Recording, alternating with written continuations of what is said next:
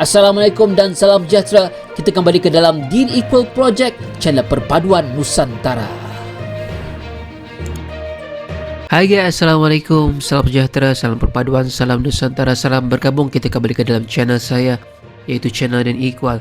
Apa kabar anda yang berada di Malaysia, Indonesia, Filipina, Brunei, Thailand dan seluruh Nusantara? Saya doakan anda sihat-sihat, sejahtera dan dimurahkan rezeki guys.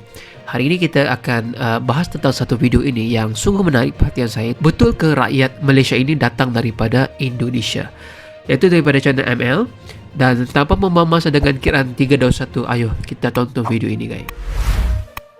Orang rakyat Malaysia ni datang daripada Indonesia. Para mesyuara yang membuka Melaka pun dia berhijrah daripada Palembang. Seterusnya kalau kita tengok orang Jawa, perkampungan Jawa ada di Selangor, ada di Johor, merata tempat. Tapi Pulau Jawa ada di Indonesia. Kemudian orang Minang di Indonesia ada, di Malaysia pun ada. Jadi Indonesia dengan Malaysia negara wujud sudah pasti waktu start merdekanya Indonesia 1945. Tak pun tertubuhnya Persekutuan Tanah Melayu 1948 ataupun kemerdekaan Tanah Melayu 1957 ataupun pertubuhan Malaysia 1963. Dengan tarikh-tarikh saya sebut tadi tu barulah adanya Indonesia, barunya adalah Malaysia. So hujah tu memang tak terpakai lah untuk sebelum tu. Tapi menarik untuk kita tengok sebenarnya apa yang dikatakan dengan Nusantara atau pakar antropologi sebut sebagai alam Melayu. Apa sebenarnya sempadan Nusantara? Apa sebenarnya garis yang membataskan kita Nusantara alam Melayu ni? Okey, baik. Wujud 3 teori yang membahaskan sempadan antara sempadan Nusantara atau kita panggil sebagai alam Melayu.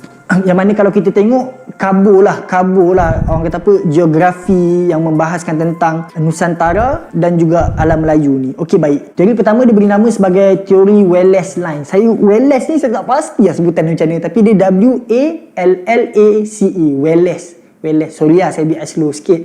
Okay, the Wallace Line sebab pengasas kepada teori ni adalah Alfred Russel Wallace. Dia membatasi Nusantara ni melalui kepelbagaian bio. Dia punya flora dia punya fauna dia. Okey, dia punya bentuk geografi dia tu, sempadan dia tu belah Jawa, Bali, belah sini semua ni lah tanah Melayu, Sumatera apa semua. Belah sini ada Lombok, ada Sumbawa. So kemudian yang ke sana tu lah, yang ke New Zealand apa tu, dia berbeza melalui kepelbagaian bio dia. Teori yang kedua dia beri nama teori pentas Sunda. Teori pentas Sunda ni mengikut kepada geografi. Struktur geografi pentas Sunda dia meliputi Jawa, kini Indonesia, Pulau Jawa, Sumatera, Borneo apa semua tu masuk sekali dengan tanah Melayu, sekali semua tu. Okey, yang ketiga ni paling besar. Dia beri nama teori linguistik. Kita panggil sebagai bahasa lah. Dia menilai indikator bahasa. Teori linguistik ni kalau kita tengok peta, dia lebih luas. Dia tak setakat area Nusantara, Malaysia, Indonesia, Filipina sikit apa semua tu. Belah barat dia tu sampai ke Madagaskar, yang timur dia tu sampai kepada Pulau Easter. Kini besar. Kalau kita tengok ketiga teori ni tadi termasuk keseluruhan negara Indonesia, tak pun sikit, tapi termasuk dengan tanah Melayu ataupun Malaysia. So kesimpulan dia, orang dulu kalau berjalan antara pulau ke pulau tu macam kita bergerak dalam rumah kita. Kita tuan rumah, kita bergerak daripada ruang tamu ke bilik air, kita bergerak daripada bilik depan ke bilik belakang, pergi dapur, buka peti ais, ambil Milo. Ibarat macam tu lah. Kini bangsa kita kan bangsa pelayaran, bangsa yang berlayar ke serata tempat. Jadi untuk bergerak dari pulau ke pulau itu adalah menjadi normal bangsa kita. So tak adalah orang Melayu ni daripada Indonesia, sebab kita ni dulu dipanggil sebagai Kepulauan Nusantara, alam Melayu. Kitalah tuan kepada rumah ni sebelum wujudnya sempadan-sempadan antara bangsa, negara dan negara-negara lain. Itu dia guys, video menarik tentang bertajuk adakah Malaysia ini berasal daripada Indonesia? Ya. Sebenarnya guys, apa yang dikatakan oleh daripada speaker ini tadi, YouTuber ini tadi tentang penerangan, sebenarnya dahulu ini kita ini ialah tidak ada sempadan, tidak ada dibentuk lagi negara-negaranya seperti Malaysia juga Indonesia.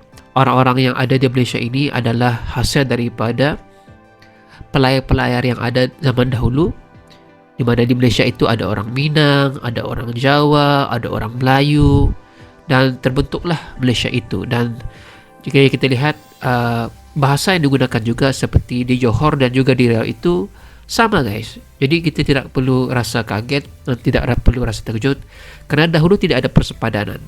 Kita bebas untuk bergerak. Mereka hanya berlayar untuk mencari nafkah, mencari rezeki dan juga sentiasa berkunjung, mengunjungi nenek moyang mereka, mengunjungi keluarga mereka. Apabila berlakunya penjajahan, berlakunya perperangan, akhirnya berlaku persempadanan, negara pun terbentuk, jadi kita terpisah. Oke guys, channel ini sungguh menarik. Dan jika anda suka dengan channel ini, jangan lupa tekan like, komen, dan subscribe. Dan jika anda suka dengan channel saya guys, pastikan anda tekan like, komen, dan subscribe. Kita berjumpa lagi. Assalamualaikum, bye bye.